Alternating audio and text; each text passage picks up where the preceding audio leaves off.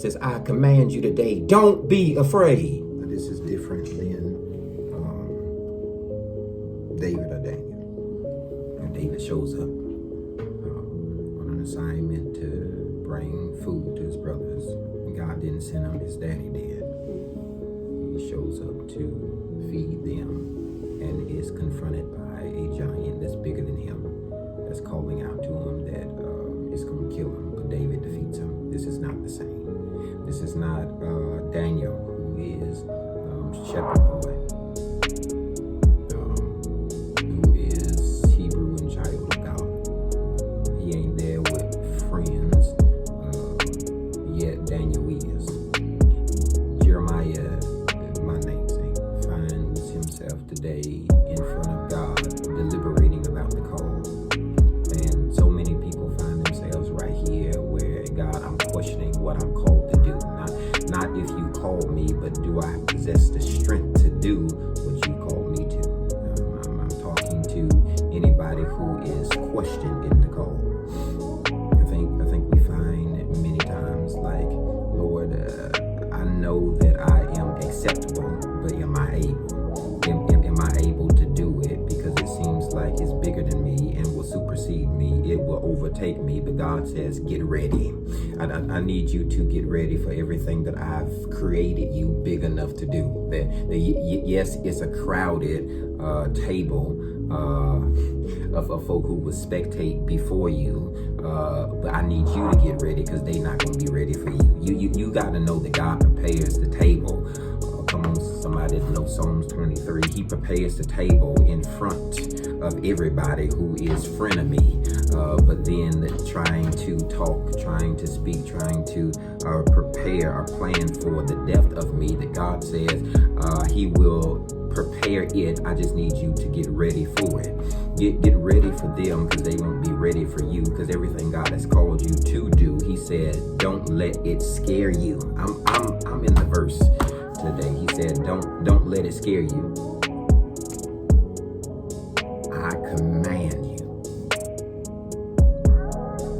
A command is something that is given in regard of, but it's not to be disrespected in. You regard your calling to the one who called you, but don't ever lower your standards in pleasing people where you disrespect you. If God called you to be a lady, just be that. Don't ever subject yourself to being a thought pock where you are called to be a woman of God. Don't dispute the call over your life that you are a man of God by trying to be a pimp of the world. It's not for you. It's that gang banging. It's that drug slinging. It's that all of that stuff of house to house and girl to girl. That is okay for somebody who's not destined. But when you have an assignment and a calling over your life, God says give regard to, but never disrespect you by demeaning you, undervaluing you, and then not seeing the privilege that it is to say, God called you. He says, I want you to get yourself ready. This is what I command you. He says that they will fight. He says they will fight against you. That's kind of unrelatable. No. You don't know what it's like to be in a fight. You don't know what it's like to be in a fight. You never been in a fight for everything good that is destined over you, that people was trying to take it from you. You never been in that kind of fight. You never been in a fight with God. I'm trying to decide whether I come out of it or go ahead and go in it and go into. I'm trying to be selective in my words and stay saved. Everything inside of me want to put my hand to them, slap them, and then cuss them. You ain't never been in that kind of a fight. You ain't never been attacked on the job and for the promotion and for the pay raise and by the supervisor who you now supersede. You over that. You ain't been in that kind of a fight. You ain't been in no fight where you had to stress through the relationship and then struggle through being single and then get remarried and then try and find out what's the balance between the baby daddy, baby mama? What is it with the new husband that just don't like them? You ain't been in that kind of a struggle. I'm talking to people that God says they will fight against you. I'm talking to people in a fight today. Somebody who can relay and relate for real people that I've known fight. I've known struggle, the battle and strain. I've known fights. I've known fights where it comes against your faith. I've known fights where it takes everything inside of you to keep the composure of you, keep the calm you up front, and not the hot-headed you sneaking from behind you.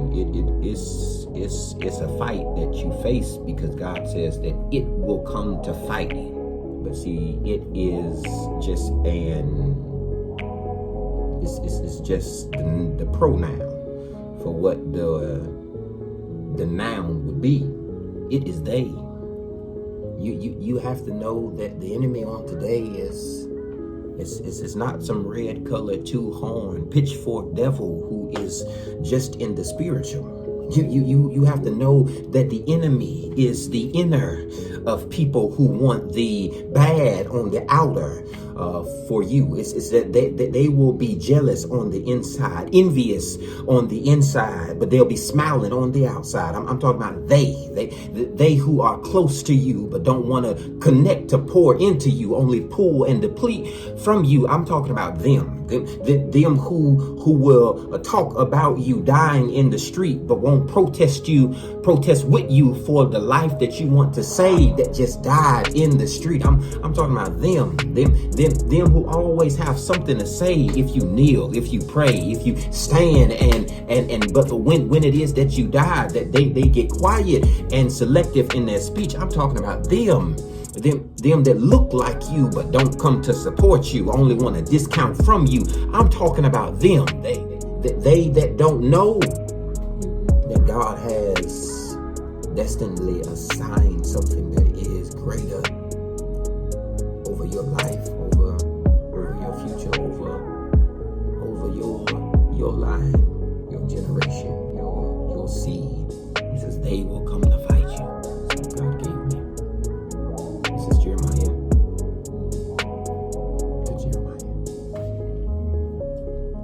He said, I know I've called you to be a prophet. I know it's going to be hard for you. But I need you to know I've called you, and this day I command you. Don't stand in front of them and be terrified of them. If you do, here's what's going to happen to you. If you stand in front of people and get terrified of them, then I'll make sure that I terrify you before them. Somebody missed that went over on today.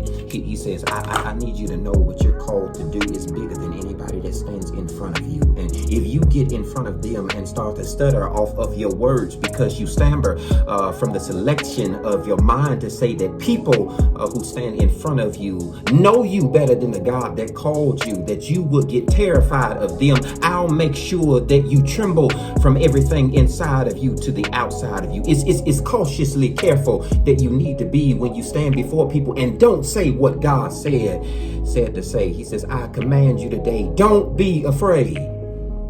Stop letting people push you over. Stop being afraid. Don't let anybody come and doubt you in your mind first. Before you walk into the room, you're afraid of how they're going to receive you. Stop being afraid.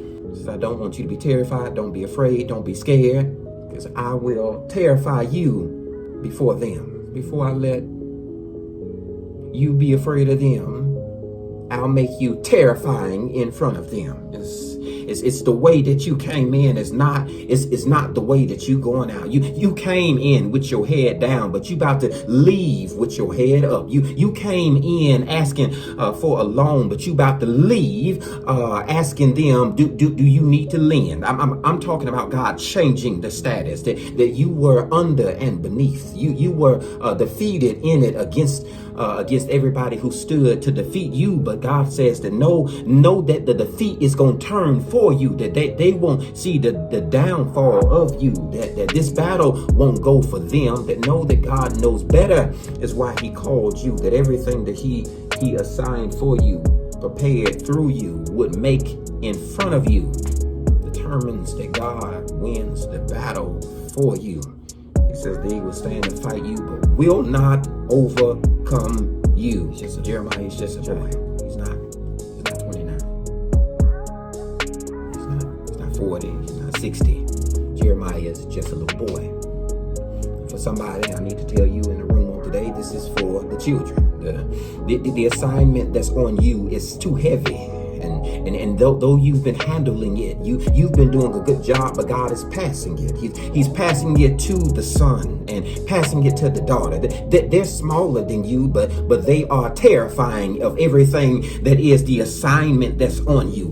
God has made them fearless in the face of danger. They are fearless in the face of the enemy. Though the attack is against you, your child will precede you and take the banner from you and run the race ahead of you. Know that God called you, absolutely, but God called everybody in your line connected to you, that they will prevail. They will be the succession. They will be the predecessor that is coming after you to run the race, to make sure that we get to the finish line. God says, Jeremiah, one more thing. I know they're terrifying in front of you, because police are the terrifying thing that stands in front of you. They will come to defeat you and fight you, but know that the color of your skin will be terrifying to them. That every time you stand in front of them, don't become suppressed in your speech, but speak out of the glory of God, that he formed me and made me and would assign over me everything, to not shut up, but to stand up, to not be quiet, but that I would